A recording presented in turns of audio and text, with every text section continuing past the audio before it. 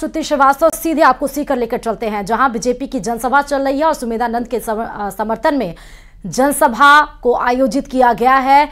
मंच पर आपको मौजूद मुख्यमंत्री भजनलाल शर्मा नजर आ रहे हैं। भारतीय जनता सीकर पार्टी से के सुमेधानंद सरस्वती ने अपना पर्चा दाखिल कर दिया है। सुमेधानंद जी के इस नामांकन सभा में हम सबको आशीर्वाद देने पधारे राजस्थान के यशस्वी मुख्यमंत्री, राजस्थान के भागीरथ, शेखावाटी को यमुना का जल देने वाले ऐसे यशस्वी मुख्यमंत्री आदरणीय भजनलाल शर्मा जी, राजस्थान की यशस्वी उप मुख्यमंत्री आदरणीय दिया कुमारी जी, हमारे शेखावाटी के लाडले राज्यसभा के माननीय सांसद आदरणीय घनश्याम तिवारी जी, हमारे राजस्थान सरकार के मंत्री, लोकसभा में हमारे प्रभारी आदरणीय गौतम दत्त जी, राजस्थान सरकार में हमारे इस लोकसभा क्षेत्र का प्रतिनिधित्व कर रहे आदरणीय झाबर सिंह खर्रा जी, सम्मानित मंच और मंच पर विराजमान आदरणीय प्रेम सिंह बाजोर जी, मंच पर विराजमान सभी सम्मानित कार्यकर्ता बंधुओं, पार्टी के दल प्रतिनिधि और जनप्रतिनिधिगण, सम्मानित कार्यकर्ताओं, मातृशक्ति, युवा साथियों, आज हम और सीधे आपको नामांकन की बेला में बताते चले कि पहले चरण के चुनाव के लिए नामांकन जारी है और आज सीकर से बीजेपी के प्रत्याशी हैं सुमेधानंद सरस्वती, जिन्होंने अपना नामांकन पत्र दाखिल कर लिया और उनके ही पक्ष में आज जनसभा को भी आयोजित किया गया। जो मंच की तस्वीरें हमने अभी आपको दिखाई। फिर चूरू आ जाते हैं। चूरू से बीजेपी प्रत्याशी देवेंद्र झाझड़िया ने भी अपना नामांकन पत्र दाखिल किया। नागौर से बीजेपी प्रत्याशी ज्योति मिर्धा और सीकर से इंडी गठबंधन के उम्मीदवार अमरा राम ने अपना नामांकन दाखिल किया। ये 4 तस्वीरें आपको टीवी स्क्रीन पर दिख रही हैं। पहली तस्वीर बीजेपी के प्रत्याशी सीकर से सुमेधानंद सरस्वती, जिनका शक्ति प्रदर्शन भी बीजेपी का इसमें दिखा, क्योंकि मुख्यमंत्री भजनलाल शर्मा, दिया कुमारी आपको नजर आ रही हैं। और साथ ही चूरू से अगर आप बात करें तो देवेंद्र झाझड़िया, जिनके शक्ति प्रदर्शन में शामिल हुए खुद राजेंद्र राठौड़, और साथ ही आपको ये भी नजर आ रहा है सीपी जोशी की भी बात आ रही थी नजर में, लेकिन तस्वीरों में साफ दिख रहा है। नागौर से आ जाइए, ज्योति मिर्धा।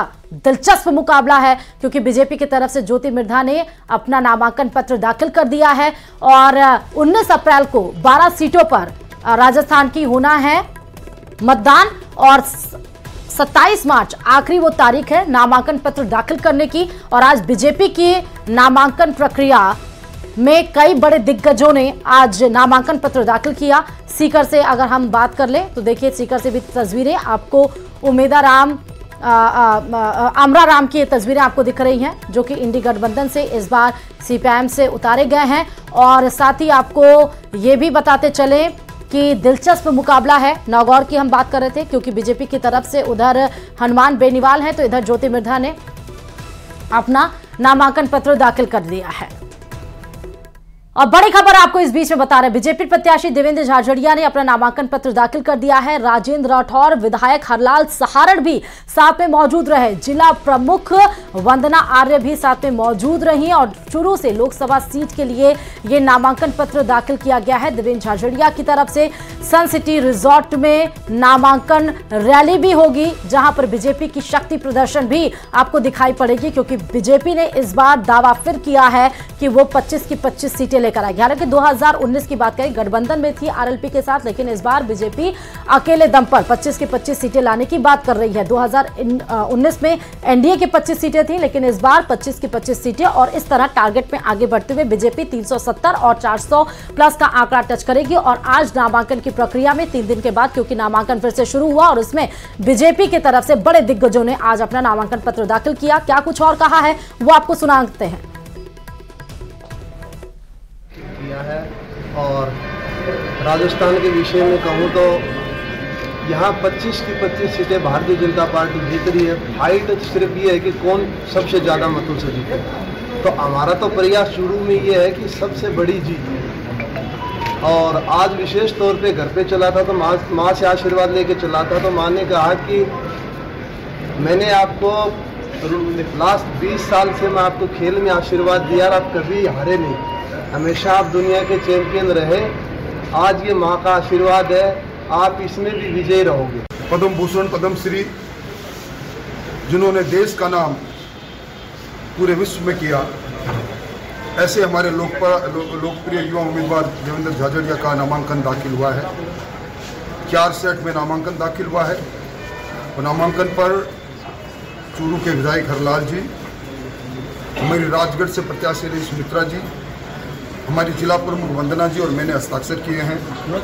और मैं दावे के साथ कहता हूं, आज ही घोषणा करता हूं कि अब तक के लोकसभा के सारे रिकॉर्डों को तोड़कर भारतीय जनता पार्टी का ये नौजवान निश्चित तौर पर विजय होगा।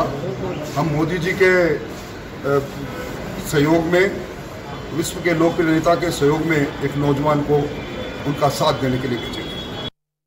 देवेंद्र झाझड़िया का सीधे मुकाबला राहुल कस्बा से, वही राहुल कस्बा जिन्होंने बीजेपी का दामन छोड़कर कांग्रेस का दामन थामा है। आगे बढ़ते बताते चले, नागौर की बात कर लेते हैं। हॉट सीट मानी जा रही है क्योंकि लोकसभा के लिए उम्मीदवार के तौर पर चुनावी मैदान में डॉक्टर ज्योति मिर्धा हैं। वही ज्योति मिर्धा जिन्होंने कांग्रेस का दामन छोड़कर बीजेपी का दामन थामा और अपना नामांकन पत्र आज दाखिल कर दिया। इस दौरान कैबिनेट मंत्री गजेंद्र सिंह खींवसर साथ में आपको नजर आ रहे हैं और राज्य मंत्री डॉक्टर मंजू बागमेर भी मौजूद रही। साथ बता दें 2009 में नागौर से कांग्रेस की सांसद भी चुनी गई थी, सांसद रह चुकी हैं। भले विधायकी 2000 अभी जो हुआ था और उसमें हारी विधायकी, लेकिन फिर भी अच्छा खासा दबदबा है नागौर में। और इस दौरान ज्योति मिर्धा ने बीजेपी की जीत का दावा भी किया। साथ ही हनुमान बेनीवाल को लेकर कहा कि काट की हांडी बार बार नहीं चढ़ती। इसके अलावा मंत्री गजेंद्र सिंह खींवसर ने भी बड़ा दावा किया कि भाजपा सभी 25 सीटें जीतेगी। 2024 में हनुमान बेनीवाल से सीधा टक्कर होगा। दिग्गज जाट नेता नाथूराम मिर्धा की पोती हैं और ये स्लोगन भी हुआ था, आया था चुनाव में, जिसका इस्तेमाल किया गया था ज्योति मिर्धा के लिए कि किसकी पोती है ज्योति मिर्धा। तो एक बुरा टाइटल और उसी के जरिए ही फिर से साधने की कोशिश ज्योति मिर्धा। और ये बीजेपी के द्वारा शक्ति प्रदर्शन इन 4 सीटों पर इसलिए किया जा रहा है क्योंकि ये लोकसभा में हॉट सीटें मानी जा रही हैं। मंत्री जी उसमें आएंगे और हमें वहाँ पे ज्यादा बातचीत करने का सब लोगों को मौका मिलेगा, लेकिन इसमें कोई दो राय नहीं है कि जब से टिकट की घोषणा हुई उसके बाद में जगह जगह जाके हमने कार्यकर्ता सम्मेलन करे, जनसभाएं करी है और उसमें जिस तरीके का जोश कार्यकर्ताओं में देखने को मिला है और पब्लिक में देखने को मिला है, मुझे लगता है कि नागौर में भारतीय जनता पार्टी का बहुत अच्छा माहौल है। देखिए, मेरी पहली प्राथमिकता तब भी नागौर में पानी को लेकर के आने की थी। जब मैं सांसद रही थी मैंने पूरे प्रयास किए थे और Indira Gandhi lift canal phase 2 का जो प्रोजेक्ट था वो पास कराने में अहम। चलिए सीकर लेकर चलते हैं आपको, जहां पर प्रत्याशी के तौर पर अपना नामांकन पत्र दाखिल कर दिया सुमेधानंद सरस्वती ने। क्या कुछ वो बोल रहे हैं वो आपको सुनाते हैं। में प्रतिनिधित्व कर रहे हम सबके वरिष्ठ नेता श्री जाबर सिंह जी खर्रा संबोधन देंगे और उससे पूर्व श्री सुभाष जी मील हमारे विधायक खंडेला और उनके साथ पार्टी के जो भी प्रत्याशी रहे वो माननीय मुख्यमंत्री जी को दुपट्टा उठाकर उनका अभिनंदन करेंगे। सीकर लोकसभा क्षेत्र के आज के इस कार्यकर्ता सम्मेलन और नामांकन रैली में सीकर लोकसभा क्षेत्र के गांव-गांव ढाणी-ढाणी से पधारे पार्टी को बुलंदियों तक पहुंचाने वाले और जिनके बूते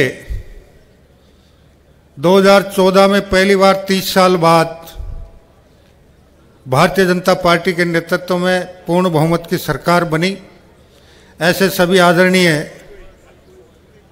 पार्टी के प्रबुद्ध वरिष्ठ कार्यकर्ता बंधु, परम सम्मान्य मातृशक्ति, युवा साथियों, पार्टी के सभी पदाधिकारी और जनप्रतिनिधिगण और आज के इस सम्मेलन में हमारे बीच पधारे राजस्थान के यशस्वी मुख्यमंत्री माननीय भजनलाल जी शर्मा साहब, राजस्थान की यशस्वी उप मुख्यमंत्री माननीय दिया कुमारी जी और हमारे प्रभारी मंत्री डग साहब और हमारे 2 बार के सांसद और तीसरी बार के फिर भारतीय जनता पार्टी के उम्मीदवार श्रद्धेय स्वामी सुमेधानंद जी सरस्वती और जिलाध्यक्ष सहित सभी सम्मानित मंच, सबको यथायोग्य नमस्कार।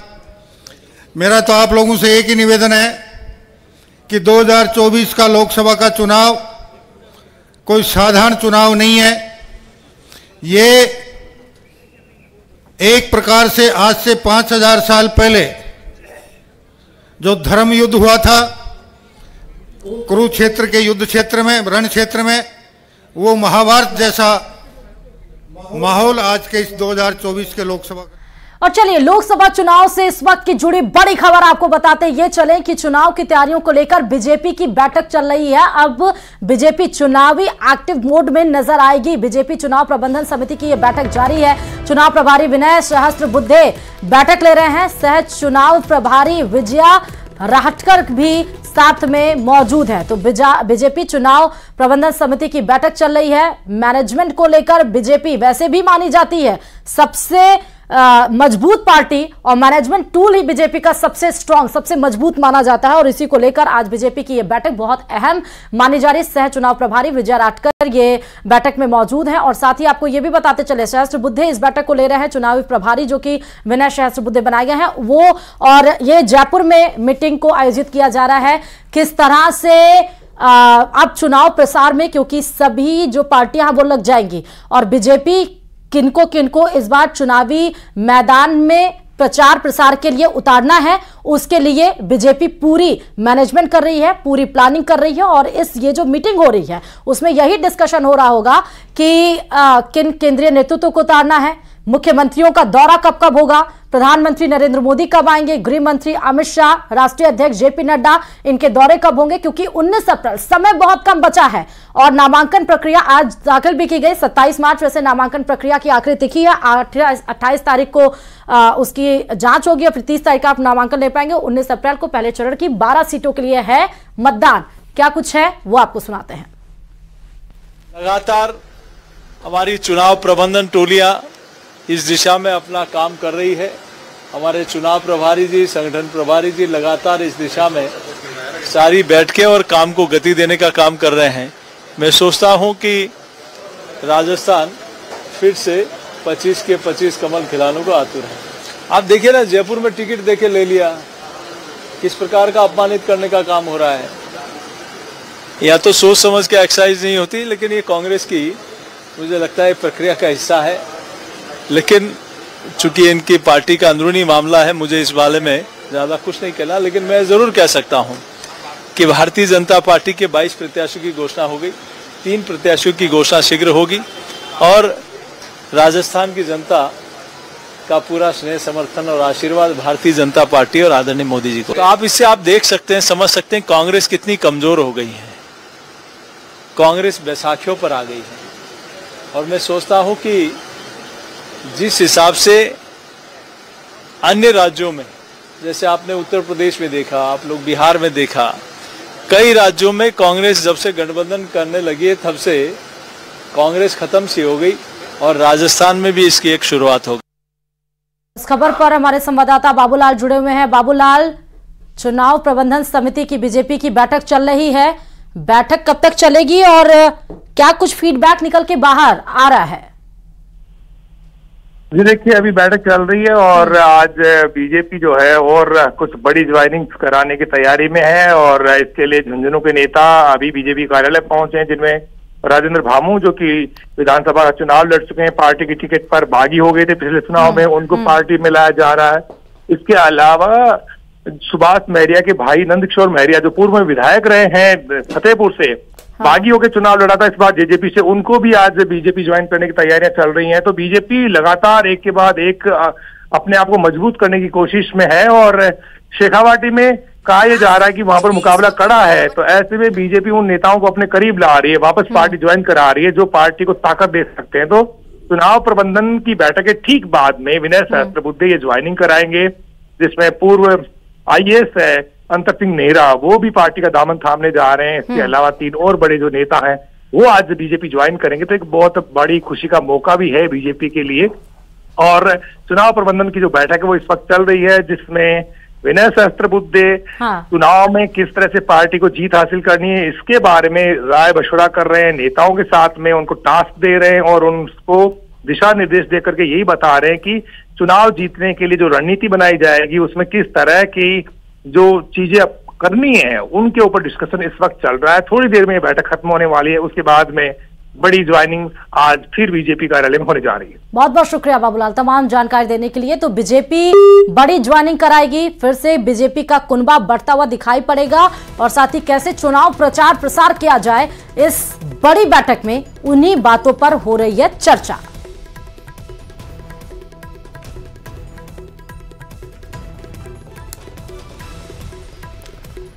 और एक और बड़ी खबर आपको लोकसभा चुनाव से बताते चलें कि बस्सी से बड़ी खबर यह आ रही है कि टिकट वितरण पर कांग्रेस में घमासान मचा हुआ है। टिकट ना मिलने से नरेश मीणा नाराज हो चुके हैं। खुले मन से उन्होंने अपनी नाराजगी जाहिर की है। मुरारी लाल मीणा को जिम्मेदार ठहराया है। क्या कुछ और बोला है वो आपको सुनाते हैं। लेकिन ये सिर्फ बस्सी से नहीं है, करौली से भी इस तरह से आई है, जहां पे रक्षीलाल बैरवा ने भी मनमुटाव जाहिर किया है और निर्दलीय चुनाव लड़ने की घोषणा भी कर दी है। कल नामांकन भी दाखिल करेंगे, लेकिन उसके पहले इन्होंने क्या कुछ बोला है वो आपको सुनाते हैं।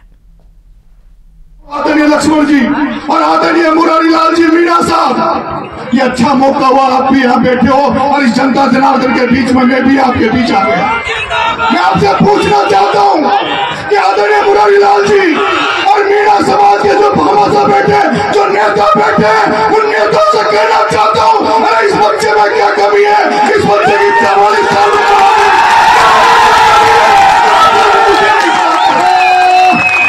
मैंने सबकी अंगुली पकड़ी, मैंने किरोड़ी लाल जी की अंगुली पकड़ी, किरोड़ी लाल जी को खून का तिलक किया कि किरोड़ी लाल जी आप मुझे आशीर्वाद दे दो, मुझे भी राजनीति में कहीं मौका दे दो। मैंने मुरारी लाल जी आपकी बेटी चुनाव लड़ी, उसमें मैंने क्या कसर छोड़ी, मैंने क्या कमी छोड़ी? आपकी बेटी के प्रचार में मैंने क्या कमी छोड़ी, क्या कसर छोड़ी? मैं और चलिए खबरों में आगे बढ़ते बताते चले कि कांग्रेस और बीजेपी की सियासी जंग रोचक हो गई है, क्योंकि मरुधरा के सभी प्रत्याशियों का ऐलान हो चुका है। इसी पर देखिए हमारी खास रिपोर्ट।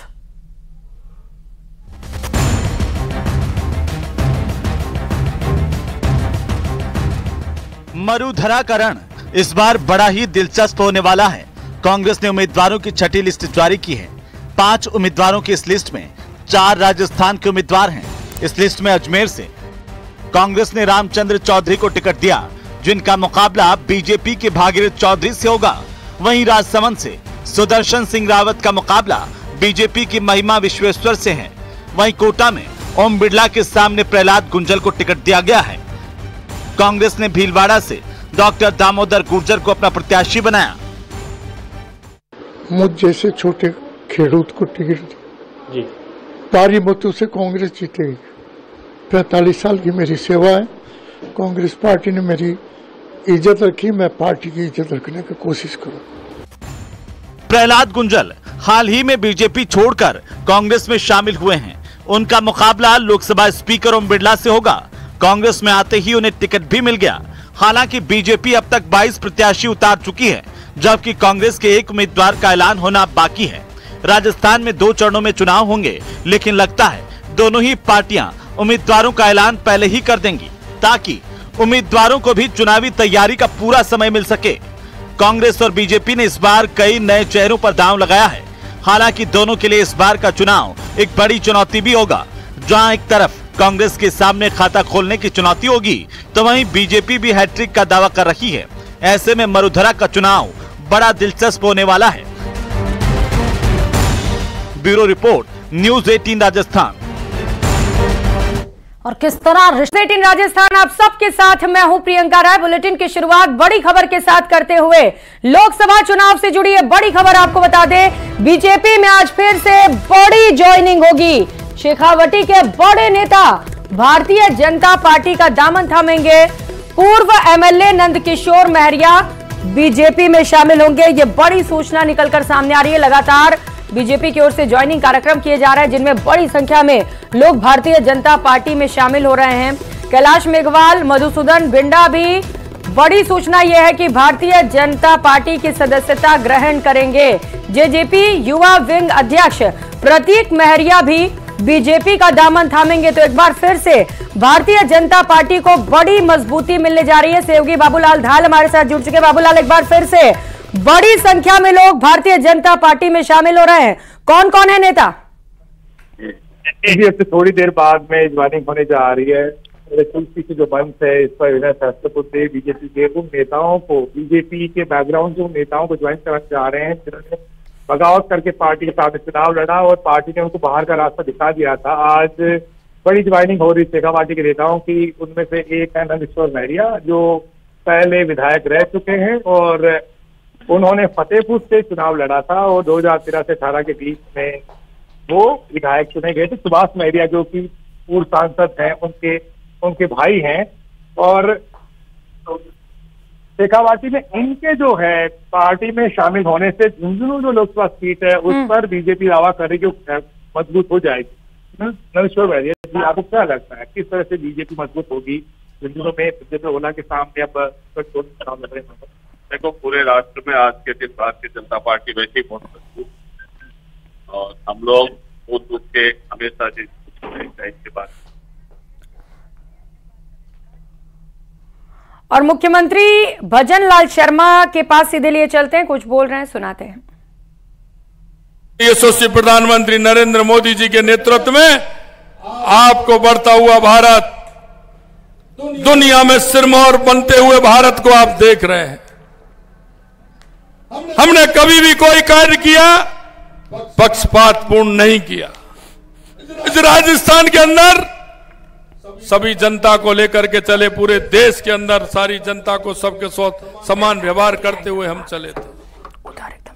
आपने देखा होगा, अगर किसान के बारे में किसी ने सोचा है तो सिर्फ भारतीय जनता पार्टी ने सोचा है। जब जब या प्रदेश में या देश के अंदर भारतीय जनता पार्टी आई तो किसानों के साथ सोचने का काम किया है, किसान को बढ़ावा देने के लिए काम किया है।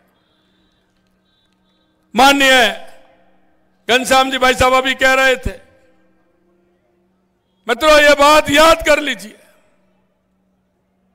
देश के यशस्वी पूर्व प्रधानमंत्री भारत रत्न अटल बिहारी वाजपेयी जी ने अगर जाटों को आरक्षण देने का काम किया तो पूरे देश भर में सीकर की धरती से करने का काम किया था, सीकर की धरती से काम किया था, क्योंकि वो पीड़ा को जानते थे, किसान की पीड़ा को जानते थे। जब 77 में भैरव सिंह, माननीय स्वर्गीय भैरव सिंह जी के नेतृत्व में राजस्थान के अंदर सरकार बनी थी तो अंत्योदय योजना को चलाने का काम देश के यशस्वी प्रधानमंत्री, वो मुख्यमंत्री, हमारे प्रदेश के मुख्यमंत्री माननीय भैरव सिंह जी शेखावत ने किया था। यही नहीं मित्रों, तब केंद्र में माननीय अटल बिहारी वाजपेयी जी की सरकार बनी तो किसान को क्रेडिट कार्ड से लेकर के प्रधानमंत्री सड़क योजना से लेकर के किसानों के गांव तक साधन संसाधन ठीक प्रकार से पहुंचे, ये काम भी देश के यशस्वी पूर्व प्रधानमंत्री माननीय अटल बिहारी वाजपेयी जी ने किया। और आज आप बात करते हैं ईआरसीपी या यमुना समझौते की। अगर सबसे पहले इस देश के अंदर किसी ने बात उठाई थी पानी को लेकर के, नदियों को लेकर के, तो देश के यशस्वी पूर्व प्रधानमंत्री माननीय अटल बिहारी वाजपेयी जी ने उठाई थी कि हर गांव को सड़क से जोड़ा जाए और हर नदियों से नदियों जोड़ करके मेरे किसान का भला किया जाए, क्योंकि इस देश की समृद्धि किसान के घर से निकलती है, किसान के खलिहान से निकलती है, किसान के खेत से निकलती है, ये उनको पता था। मैं आज धन्यवाद देना चाहता हूं चौधरी चरण सिंह जी को, जिन्होंने किसानों के बारे में सोचा था, जिन्होंने हमेशा किसानों के हित में बोले थे। लेकिन मैं कहना चाहता हूं, ये कांग्रेस ने सिवाय वोट लेने के किसानों के हित में सोचने का काम नहीं किया। मैं अभी झुंझुनू गया था, झुंझुनू की मीटिंग में विषय आया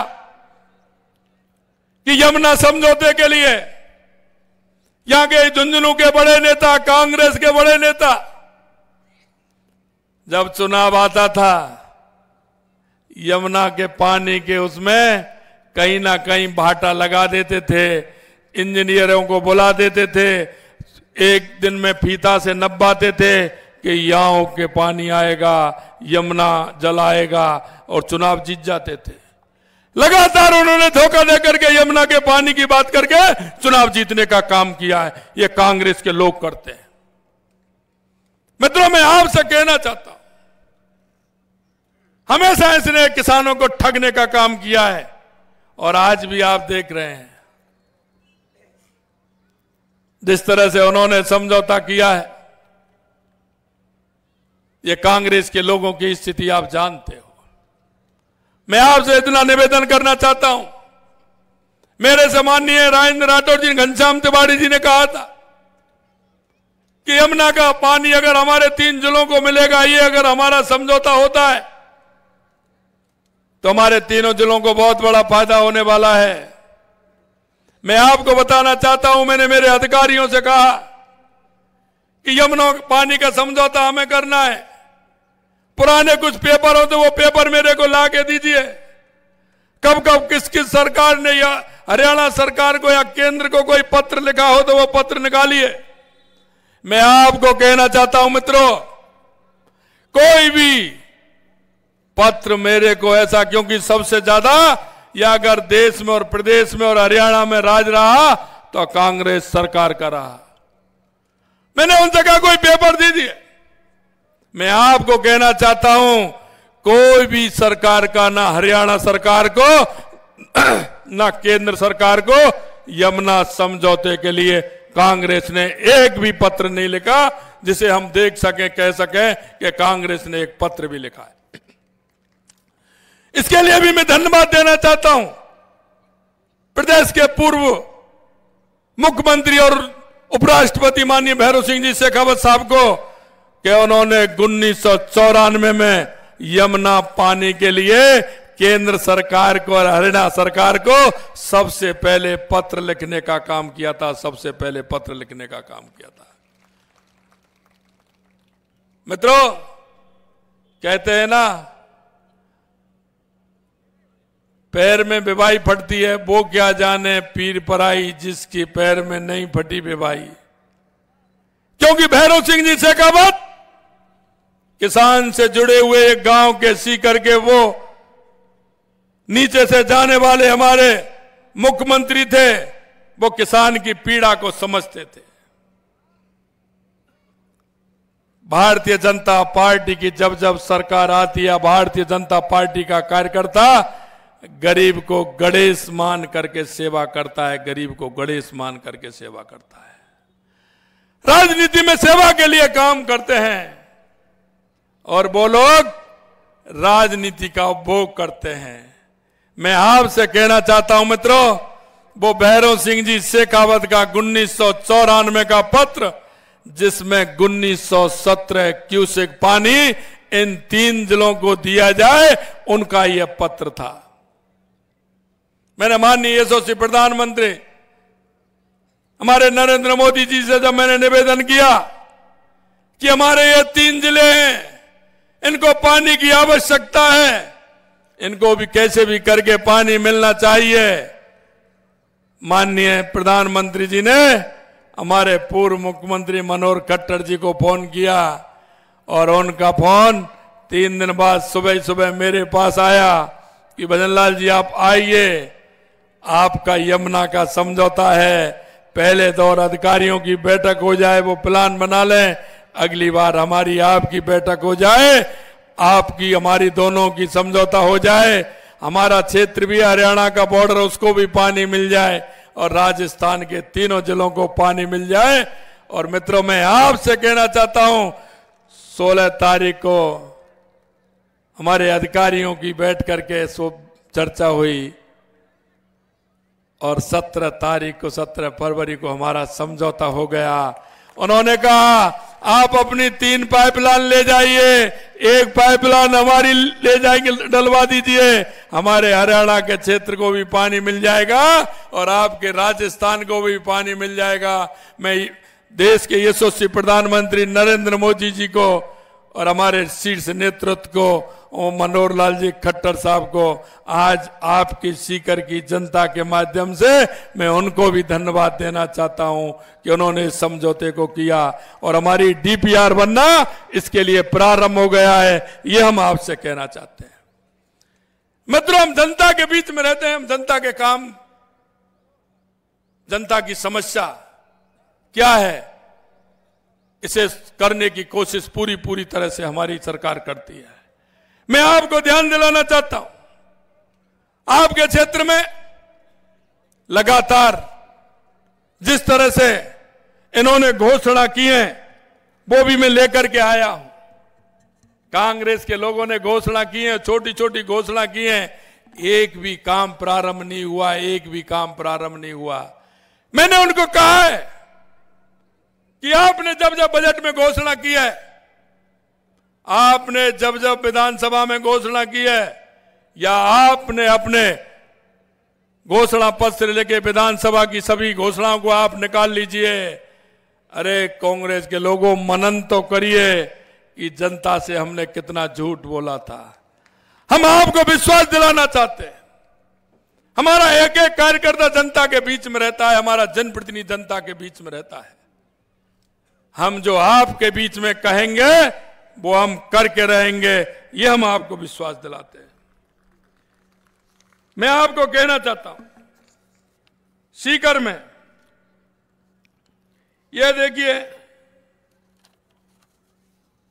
7 करोड़ रुपए की लागत से झाझड़ HS 07 से NH नेसवा रोड तक बाईपास सड़क 5.5 किलोमीटर लक्ष्मणनगर सीकर, ये निर्माण सुदृढ़ीकरण के लिए इन्होंने 16/2/23 को घोषणा की थी, लेकिन उसका आज तक कुछ नहीं हुआ, ना उसका काम प्रारंभ हुआ, कुछ नहीं उन्होंने किया। नीम का थाना कोटवा 38 किलोमीटर 2 लेन स्टेट हाईवे 4 लेन सीकर जयपुर 178 करोड़ रुपए की लागत का इन्होंने घोषणा की थी 17/3/2022 को। आज तक कोई काम इसका नहीं हुआ। मैं आपको इसलिए कहना, तो सीकर में मुख्यमंत्री भजनलाल शर्मा पहुंचे, स्वामी सुमेधानंद के नामांकन के दौरान मौजूद रहे और संबोधन के दौरान कहा कि एक बार फिर से 25 की 25 सीटें जीत कर दिखाएंगे। और चलिए खबरों में आगे बढ़ते हैं। होली से एक दिन पहले बीजेपी ने लोकसभा उम्मीदवारों की 5वीं लिस्ट जारी की। लिस्ट में हिमाचल प्रदेश के मंडी से फिल्म अभिनेत्री कंगना रनौत को उम्मीदवार बनाया गया। कल होली के दिन कंगना रनौत की उम्मीदवारी पर कांग्रेस प्रवक्ता के कमेंट से सियासी घमासान खड़ा हो गया है।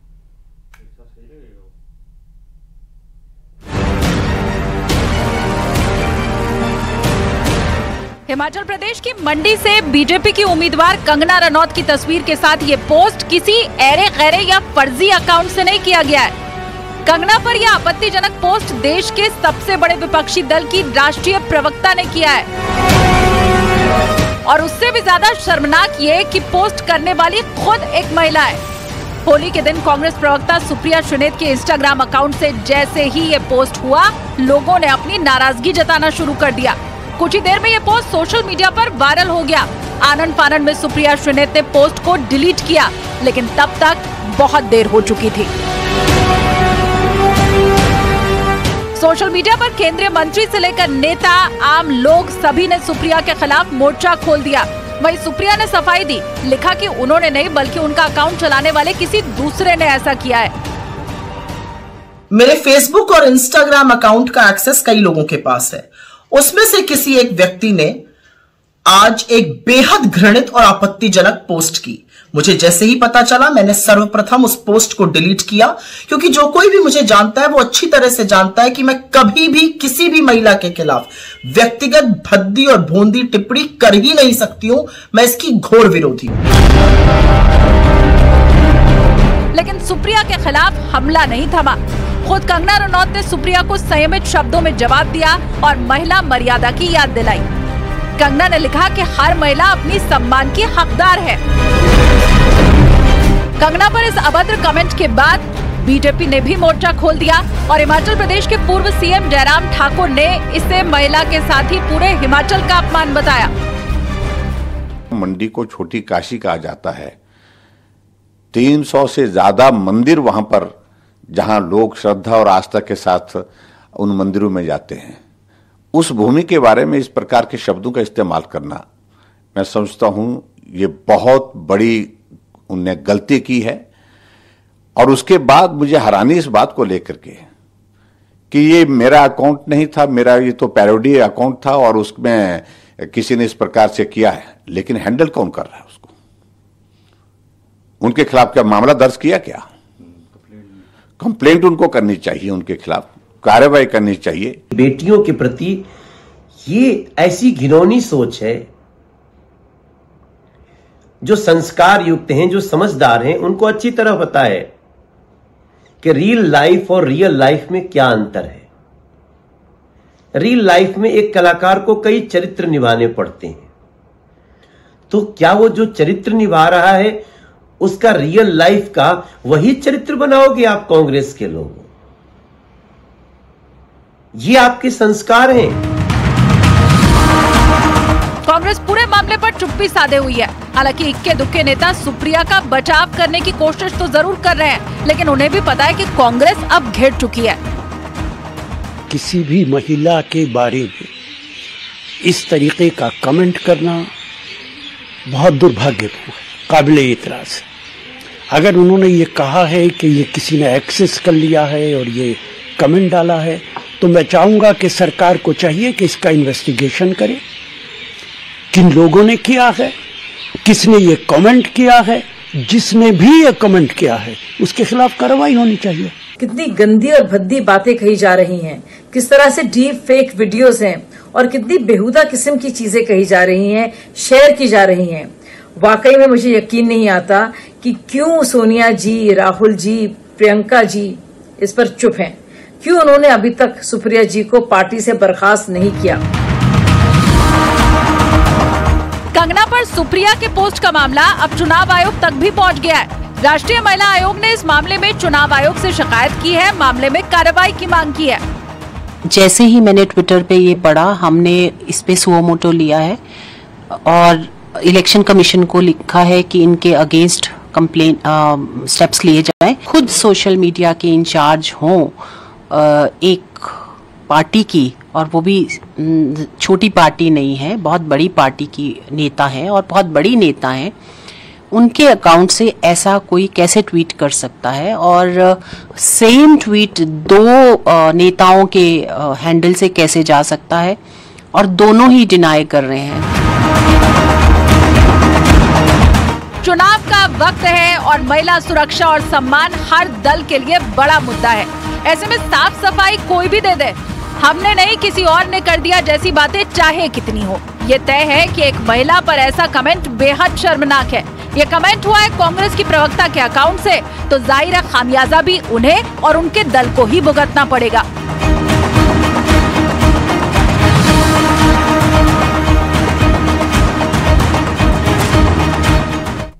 और कर लेते हैं एक और बड़ी खबर का। बीकानेर से बड़ी खबर है, जहां पर नशे की तस्करी के खिलाफ बड़ी कार्रवाई हुई है। नशे की तस्करी पर पुलिस ने एक बड़ी कार्रवाई को अंजाम दिया है। 1.5 करोड़ से ज्यादा का डोडा पोस्ट पकड़ा गया है। 100 ग्राम मादक पदार्थ एमडी भी पकड़े गए हैं। खेत में छिपाकर 10 क्विंटल से ज्यादा मादक पदार्थ रखे गए थे, जिन्हें जब्त किया गया है। पुलिस ने मौके से 2 तस्करों को भी गिरफ्तार कर लिया है। तो नशे की तस्करी पर लगाम लगाने के लिए, फुल स्टॉप करने के लिए एक बड़ी कार्रवाई पुलिस की ओर से। और पाकिस्तान में महंगाई आसमान छू रही है। गरीब आदमी की तो प्याज खरीदने की भी हैसियत नहीं। महंगाई ने पाकिस्तानी आवाम का दिवाला कैसे निकाला, इस रिपोर्ट में समझिए। प्याज से पाकिस्तान को पानी कहां से दिया जाएगा, उसका कोई रास्ता उन्हें सूझ नहीं रहा है। पाकिस्तानी मीडिया के मुताबिक वहां प्याज की कीमतें 300 पाकिस्तानी रुपए तक पहुंच गई हैं। वहीं आलू के दाम 50 रुपए से बढ़कर 80 रुपए प्रति किलोग्राम तक पहुंच गए हैं। शिमला मिर्च की कीमतें 200 रुपए प्रति किलोग्राम तक पहुंच गई हैं। केले के दाम 200 रुपए दर्जन तक पहुंच गए हैं। वहीं सेब की कीमत 140 रुपए से बढ़कर 200 रुपए प्रति किलोग्राम तक पहुंच गई है। खरबूज 200 रुपए प्रति किलोग्राम पर मिल रहे हैं। पाकिस्तान में लंबे वक्त से मुद्रास्फीति दर 31.5% पर बनी हुई है। वहीं कुछ चीजों की कीमतों में 60% तक का इजाफा दर्ज हुआ है। एक्सपर्ट्स का मानना है कि फिलहाल पाकिस्तान के आम लोगों को इस महंगाई से छुटकारा नहीं मिलने वाला। कोई अवामी लीडर नहीं है, कोई अवाम का नहीं सोच रहा, सब अपनी जेब भरने का सोच रहे हैं। इनकी औलादें बाहर मुल्कों में पल रही हैं, ठीक है, और हमारे बच्चों की जिंदगी जो हमारे से बोल रहे, हमारे को बोला कि काम करूंगा, हमारे साथ धोखा दिया है, धोखा हुआ है। हमारे साथ कबूल किया है कि मैं आप पर काम करूंगा, लेकिन कहाँ, इनको नहीं चाहिए, हमें इनका गुलामी नहीं चाहिए। वैसे बिलबिलाते पाकिस्तान के लिए एक राहत भरी खबर भी आ रही है। गले तक कर्ज में डूबा पाकिस्तान अंतर्राष्ट्रीय मुद्रा कोष यानी IMF और दूसरे देशों से मिल रही खैरात पर जिंदा है। अब ये कड़वा सच पाकिस्तान के पीएम शहबाज शरीफ ने भी स्वीकार कर लिया है। पाकिस्तानी पीएम ये मान चुके हैं कि उनका गुजारा IMF के लोन के बिना संभव नहीं हो सकता। पाकिस्तान अगले महीने IMF से 1.1 अरब डॉलर की सहायता राशि प्राप्त करने की उम्मीद में है। ऐसे में पाकिस्तान के प्रधानमंत्री का यह बयान IMF को खुश करने की दिशा में देखा जा सकता है। पाकिस्तानी पीएम ने कहा है कि पाकिस्तान को 2-3 साल के IMF कार्यक्रम के साथ गहरे सुधार लाने की जरूरत है। ये कमिश्नर सिर्फ रमजान में ही जागते हैं, बाकी पूरा साल सोते रहते हैं। वो भी एसी में बैठे हुए होते हैं। होलसेल मार्केट में जाओ ना, उनको पकड़ो, पीछे से पकड़ो, इनको क्या पकड़ना। फल भी महंगा, सब्जी महंगी, दोनों चीजें महंगी चल रही है। हर चीज परचूने वाले लूट रहे हैं, किरानी दुकान वाले हर लूट रहे हैं। गरीब आदमी मर रहा है, गैस के बिल ज्यादा रहा है। महंगाई इतनी, आप प्याज देखें 220 तो 240, फ्रूट देख ले, जो चीज 100 रुपए की थी वो 200 रुपए की कर दिए, क्योंकि रमजान आ गया है ना। रमजान में नहीं लूटेंगे तो फिर काय में लूटेंगे। रमजान में ही तो घर से निकलो बाहर तो पता चला लूटने के लिए बैठे हुए। तो पाकिस्तान दूसरी किस्त के इंतजार में है। लेकिन क्या आपको याद है IMF ने जब पाकिस्तान को कर्ज की पहली किस्त जारी की थी तो वहां कैसा गदर मचा था। दाने दाने को तरस गए थे लोग, मरने मारने पर उतारू हो गए थे। आटा तक लोगों की पहुंच में नहीं था और बिजली की तो पूछिए ही मत। बिजली की कीमतें आसमान पर पहुंच गई थी। और एक बार फिर पाकिस्तान उसी की तरफ बढ़ता जा रहा है कि IMF की लंबे समय की ये योजना कर्ज का जाल होगी और कहा है कि अगर ऐसे ही चलता रहा तो पाकिस्तान दूसरा अर्जेंटीना बन जाएगा। एक्सपर्ट्स के मुताबिक पाकिस्तान को ज्यादा से ज्यादा 3-4 साल के लिए 3-4 अरब डॉलर के IMF लोन पैकेज की मांग करनी चाहिए, क्योंकि एक लंबा और बड़ा कार्यक्रम एक आर्थिक आपदा होगा जो पाकिस्तान को एक और अर्जेंटीना बना देगा जो कर्ज के जाल में फंस गया है। अर्जेंटीना लगभग 50 सालों से IMF के कर्ज में डूबा हुआ है। ऐसा इसलिए हुआ क्योंकि अर्जेंटीना ने लोन पॉलिसी का आकार लगातार बढ़ाया जो अब 43 अरब डॉलर के करीब है। अर्जेंटीना IMF का सबसे बड़ा ग्राहक है, इसलिए अर्जेंटीना कभी भी IMF के चंगुल से आजाद नहीं हो पाएगा। पाकिस्तान फिलहाल तो संभलता नहीं दिख रहा है क्योंकि जिन्हें संभालना है उनका मन रम नहीं रहा है। और पाकिस्तान को मदद कौन करेगा, क्योंकि पाकिस्तान के पास ले दे के बचा है परमाणु बम, और भला उसे कौन खरीदेगा।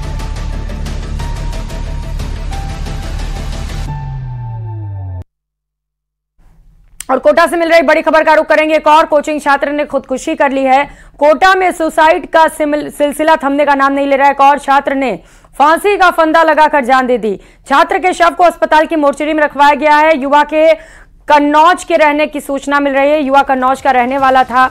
उरूज खान नाम बताया जा रहा है। कोटा में रहकर उरूज नीट की तैयारी कर रहा था, लेकिन आज ये खबर सामने आई जब उरूज ने आत्महत्या कर ली। फिलहाल ये जांच का विषय है कि आत्महत्या क्यों की गई, इसके पीछे क्या वजह रही।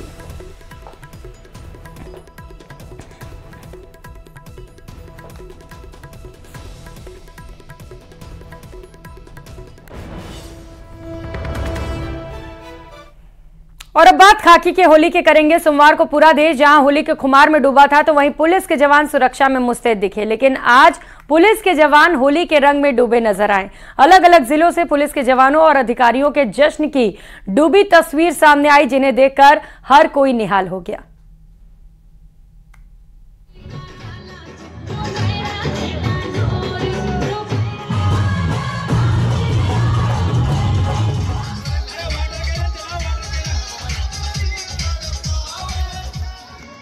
प्रदेश के अलग अलग जिले से आई ये तस्वीरें पुलिस वालों की जो होली के एक दिन बाद जश्न मना रहे हैं। पुलिस के आला अधिकारियों से लेकर सिपाही सभी एक साथ इस जश्न में डूबे दिखे। पुलिस कर्मियों ने डीजे की धुन पर जमकर डांस किया।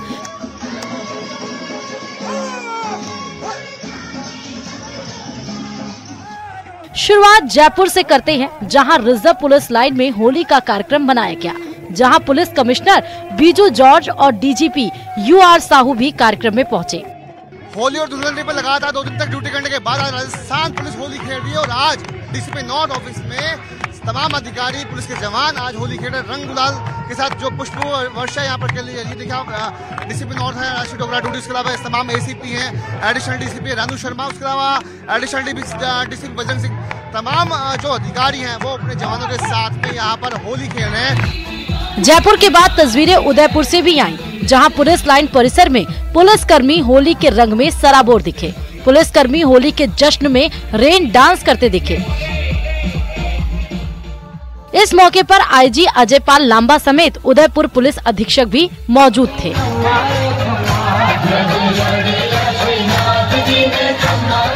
अब जरा इन तस्वीरों पर भी गौर करिए। ये तस्वीरें हैं अजमेर पुलिस लाइन ग्राउंड की, जहां संभागीय आयु महेश चंद्र शर्मा और आईजी लता मनोज और collector doctor Bharti Dixit SP Devendra Bishnoi के साथ डांस करते नजर आए।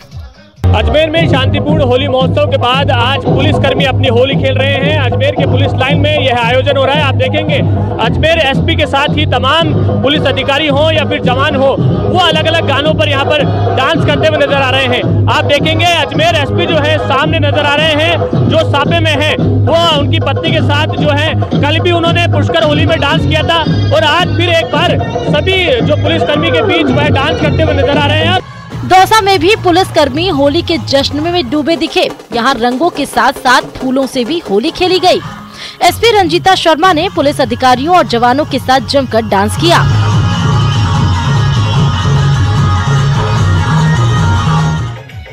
जोधपुर से भी पुलिस के जवानों की होली का जश्न मनाते तस्वीरें सामने आई, जहां कमिश्नर राजेंद्र सिंह पुलिसकर्मियों के बीच होली के रंग में डूबे नजर आए।